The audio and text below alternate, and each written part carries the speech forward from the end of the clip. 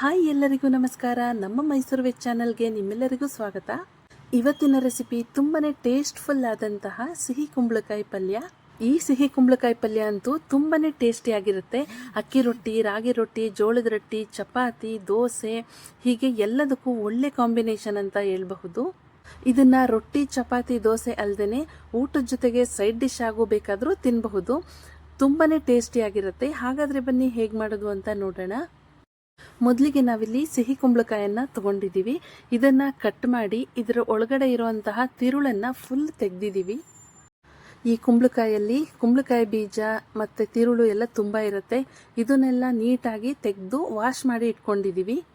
ಈಗ ಕುಂಬಳಕಾಯನ್ನು ಈ ರೀತಿ ಕಟ್ ಮಾಡಿಕೊಂಡು ಇಟ್ಕೊಳ್ಬೇಕು.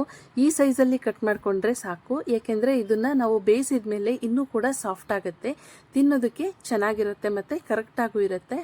ಕೆಲವರು ಕುಂಬಳಕಾಯಿನ ಸಿಪ್ಪೆ ತೆಗೆದು ಕಟ್ ಮಾಡ್ಕೊಳ್ತಾರೆ. ನಾವು ಸಿಪ್ಪೆ ಸಮೇತ ಹಾಕಿದ್ದೀವಿ, ಚೆನ್ನಾಗಿರುತ್ತೆ ಅಂತ. ಈಗ ಕುಂಬಳಕಾಯಿನ ಬೇಯಿಸ್ಕೊಳ್ಬೇಕು. ಮೊದಲಿಗೆ ಒಂದು ಪಾತ್ರೆಯಲ್ಲಿ ನೀರನ್ನು ಬಿಸಿ ಮಾಡಿಕೊಂಡು, ನೀರು ಬಿಸಿಯಾದ ನಂತರ ಕುಂಬಳಕಾಯಿ ಕಟ್ ಮಾಡ್ಕೊಂಡಿದ್ವಲ್ಲ ಪೀಸಸ್ಗಳನ್ನ ಹಾಕ್ಕೊಳ್ಬೇಕು. ಜಸ್ಟ್ ಕುಂಬಳಕಾಯಿ ಮುಳುಗುವಷ್ಟು ನೀರನ್ನು ಹಾಕ್ಕೊಂಡ್ರೆ ಸಾಕು.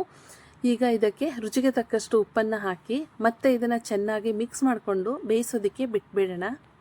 ಇದನ್ನು ಬೇಯಿಸ್ಕೊಳ್ಳೋದಕ್ಕೂ ತುಂಬ ಟೈಮ್ ಹಿಡಿಯೋದಿಲ್ಲ. 15 ನಿಮಿಷ ಬೇಯಿಸ್ಕೊಂಡ್ರೆ ಸಾಕು, ತುಂಬ ಸಾಫ್ಟಾಗಿ ಬೆಂದು ಬಿಡುತ್ತೆ.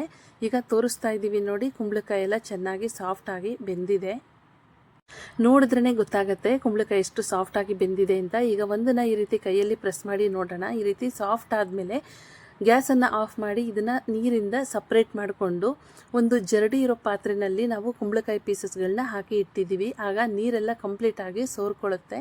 ಈಗ ಇದಕ್ಕೆ ಒಗ್ಗರಣೆ ಹಾಕ್ಕೊಳ್ಳೋಣ. ಇದನ್ನು ಮಾಡೋದು ಕೂಡ ತುಂಬಾ ಈಸಿ. ಒಂದು ಪಾತ್ರೆಯಲ್ಲಿ ಒಗ್ಗರಣೆಗೆ ಬೇಕಾಗಿರೋಷ್ಟು ಎಣ್ಣೆನ ಹಾಕ್ಕೊಳ್ಬೇಕು. ಎಣ್ಣೆ ಬಿಸಿಯಾದ ನಂತರ 1 ಟೇಬಲ್ ಸ್ಪೂನ್ ಸಾಸಿವೆ, ಸ್ವಲ್ಪ ಕರಿಬೇವು, ಇದಿಷ್ಟನ್ನು ಹಾಕ್ಕೊಂಡು ಚೆನ್ನಾಗಿ ಫ್ರೈ ಮಾಡ್ಕೊಳ್ಬೇಕು. ಸಾಸಿವೆ, ಕರಿಬೇವು ಎಲ್ಲ ಚೆನ್ನಾಗಿ ಫ್ರೈ ಆದಮೇಲೆ ಇದಕ್ಕೆ ಕಟ್ ಮಾಡಿ ಇಟ್ಕೊಂಡಿರುವಂತಹ ಹಸಿಮೆಣಸಿನ್ಕಾಯಿನ ಹಾಕ್ಕೊಳ್ತಾ ಇದ್ದೀವಿ. ಸುಮಾರು 8 ರಿಂದ 10 ಹಸಿಮೆಣಸಿನ್ಕಾಯಿನ ಉದ್ದಕ್ಕೆ ಸೇಳಿ ಹಾಕ್ಕೊಳ್ತಾ ಇದ್ದೀವಿ. ಇದಕ್ಕೆ 3 ದೊಡ್ಡ ಗಾತ್ರದ ಈರುಳ್ಳಿಯನ್ನು ಈ ರೀತಿ ಚಿಕ್ಕ ಚಿಕ್ಕದಾಗಿ ಕಟ್ ಮಾಡಿಕೊಂಡು ಹಾಕ್ಕೊಳ್ಬೇಕು. ಈರುಳ್ಳಿ ಪ್ರಮಾಣ ಜಾಸ್ತಿ ಇದ್ದಷ್ಟು ಕುಂಬಳಕಾಯಿ ಪಲ್ಯ ತುಂಬ ಚೆನ್ನಾಗಿರುತ್ತೆ. ಈರುಳ್ಳಿ, ಹಸಿಮೆಣಸಿನ್ಕಾಯಿ ಹಾಕ್ಕೊಳ್ಳೋದಕ್ಕಿಂತ ಮುಂಚೆನೇ ಕಡಲೆಬೇಳೆನ ಹಾಕ್ಕೊಂಡು ಫ್ರೈ ಮಾಡ್ಕೊಳ್ಬೇಕಿತ್ತು. ನಾವು ಮೊದಲೇ ಇದನ್ನು ಮರ್ತಿರೋದ್ರಿಂದ ಈರುಳ್ಳಿ, ಹಸಿಮೆಣಸಿನ್ಕಾಯಿನ ಸ್ವಲ್ಪ ಸೈಡಲ್ಲಿ ಇಟ್ಬಿಟ್ಟು ಸ್ವಲ್ಪ ಎಣ್ಣೆನ ಹಾಕ್ಕೊಂಡು ಈಗ ಫ್ರೈ ಮಾಡ್ಕೊಳ್ತಾ ಇದ್ವಿ. ಕಡಲೆಬೇಳೆಯನ್ನು ಜಸ್ಟ್ 1 ನಿಮಿಷದಲ್ಲೇ ಫ್ರೈ ಆಗುತ್ತೆ. ಫ್ರೈ ಆದ ನಂತರ ಸ್ವಲ್ಪ ಹಿಂಗನ್ನು ಹಾಕ್ಕೊಳ್ಳೋಣ. ಈ ಟೈಮಲ್ಲಿ ಹಿಂಗು ತುಂಬ ಟೇಸ್ಟ್ ಕೊಡುತ್ತೆ ಯಾವುದೇ ಅಡುಗೆಗಾಗಲಿ.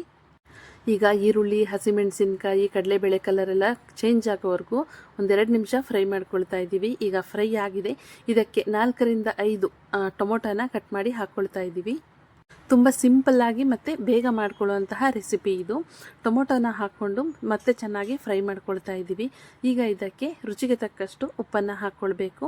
ಸ್ವಲ್ಪ ಅರಿಶಿನ ಪೌಡರನ್ನು ಹಾಕ್ಕೊಂಡು ಫ್ರೈ ಮಾಡಿಕೊಂಡ್ರೆ ಟೊಮೊಟೊ ಬೇಗ ಸಾಫ್ಟ್ ಆಗುತ್ತೆ ಮತ್ತು ಬೇಗನೆ ಬೆಂದು ಬಿಡುತ್ತೆ.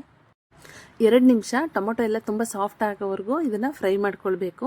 ಈಗ ನೋಡ್ತಾ ಇರಬಹುದು ಟೊಮೊಟೊ ತುಂಬ ಸಾಫ್ಟಾಗಿ ಪರ್ಫೆಕ್ಟಾಗಿ ಫ್ರೈ ಆಗಿದೆ. ಈ ಟೈಮ್ನಲ್ಲಿ ನಾವು ಬೇಯಿಸಿ ಎತ್ತಿಟ್ಕೊಂಡಿದ್ವಲ್ಲ ಕುಂಬಳಕಾಯಿ ಪೀಸಸ್ಗಳನ್ನ ಹಾಕ್ಕೊಳ್ತಾ ಇದ್ದೀವಿ. ಕುಂಬಳಕಾಯಿ ಸಾಫ್ಟಾಗಿ ಪರ್ಫೆಕ್ಟಾಗಿ ಬೆಂದಿದೆ. 95% ಬೇಯಿಸ್ಕೊಂಡಿದ್ದೀವಿ. ಇನ್ನು 5% ಈಗ ಒಗ್ಗರಣೆನಲ್ಲೇ ಬೇಯುತ್ತೆ.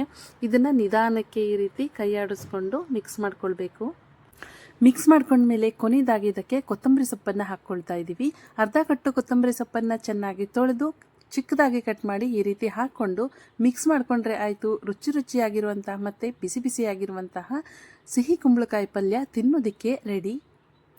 ಇದನ್ನು ಬಿಗಿನರ್ಸ್ ಕೂಡ ತುಂಬ ಈಸಿಯಾಗಿ ಮಾಡ್ಕೊಳ್ಬಹುದು ಮತ್ತು ಕುಂಬಳಕಾಯಿ ಪ್ರಿಯರಿಗಂತೂ ತುಂಬಾ ಇಷ್ಟ ಆಗೋಂಥ ರೆಸಿಪಿ ಇದು.